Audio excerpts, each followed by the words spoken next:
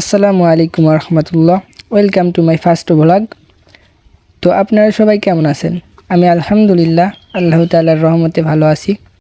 তো আজকের ব্লগটি হলো আমার পোষা প্রাণী নিয়ে।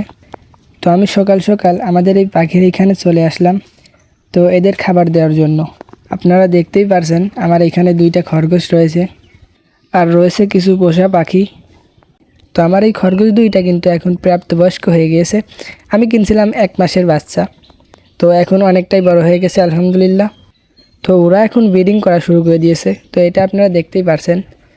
ইনশাআল্লাহ 1 মাস পর বাচ্চা হতে পারে। তো বেশি কথা না বলে আমি এখন আমাদের পাখিগুলোকে খাবার দিয়ে দিব।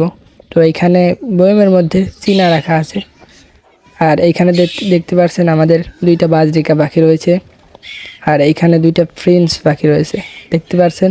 ওদের খাঁচা একটু বড় করে দিয়েছি। তো মাশাআল্লাহ ওরাও কিন্তু ডিম দিয়ে দিবে, বাসায় ইতিমধ্যে করেছে ওরা। তো এখন ওদেরকেও খাবার দিয়ে দেব, কারণ বেলা অনেকটাই হয়ে গিয়েছে।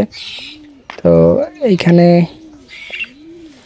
এইখানে বয়ম রাখা আছে, এইখানে চীনা দেব, আর ঘুঘু রয়েছে একটা, এই ঘুঘুরও খাবার দিব। এই তো দেখতে পাচ্ছেন চীনা নিচ্ছে আমি হাতে করে, এখন ওদেরকে দিয়ে দেব। তো আমি এখানে ক্যামেরাটা রেখে দিলাম, কারণ একজন তো ধরার কোনো লোক নেই। তো এখানে ওদের খাবারগুলো আমি দিয়ে দেব। আর ওইখানে একটা ঘুঘু রাখা আছে। তো আপনারা প্রশ্ন করতে পারেন যে ঘুঘু আপনি খাঁচায় পুষছেন কেন ভাই, এটা তো ঠিক না। আসলে ভাই এটা ঝড় হয়েছিল আমাদের এইখানে, প্রচুর ঝড়। আর কিছু পোলাপান আমাদের এলাকায় ছোট্ট পোলাপান আছে, তো আমাদের বাড়ির পাশে ওরা আর কি বাগানে এটা পাইছে। হ্যাঁ, বৃষ্টির মধ্যে ভিজেছিল, এখন কি করব, মরে যাবে। আমি কি করছি, নিয়ে এসে এটা মুছি, ভালো করে মুছছি, তারপরে খাওয়াই দিছি। এখন তো আর খাওয়া শিখছিল না, খাওয়াই দিছি। তারপরে এভাবে 1.5 মাস মতো বসছি, বসার পর এখন এই অবস্থায় আসছে। আর এখন যদি আমি ছেড়ে দিই এই পাখিটা, এখন তো মাঠে ধান নেই, এখন ওরা কী খেয়ে বাঁচবে? ওর তো অভ্যস্ত হয়ে গেছে খাঁচায়, এই জন্য আর কি রিলিজ করি না এখনও।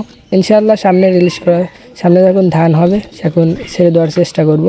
আর গাইজ এখন আমি চলে যাব আমাদের খরগোশের খাবার আনার জন্য।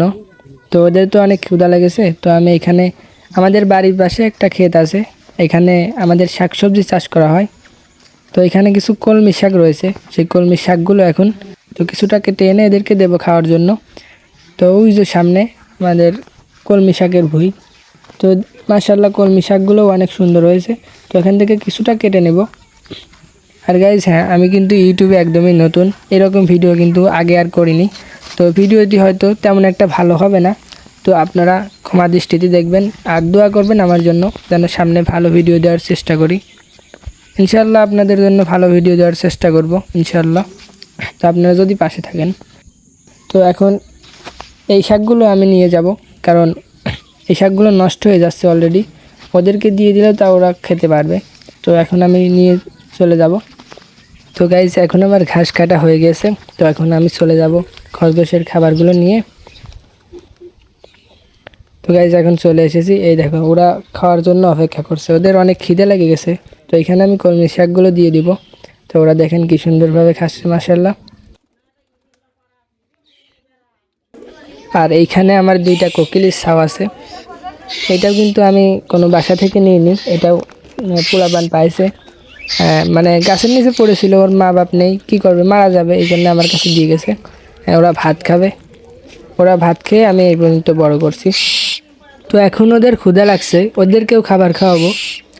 আর গাইজ আজকের ভিডিওটা কিন্তু এই পর্যন্তই রাখছি। তো ভিডিওটি যদি আপনাদের কাছে ভালো লেগে থাকে, লাইক কমেন্ট শেয়ার করে একটা সাবস্ক্রাইব করে দিবেন। তো আল্লাহ হাফেজ।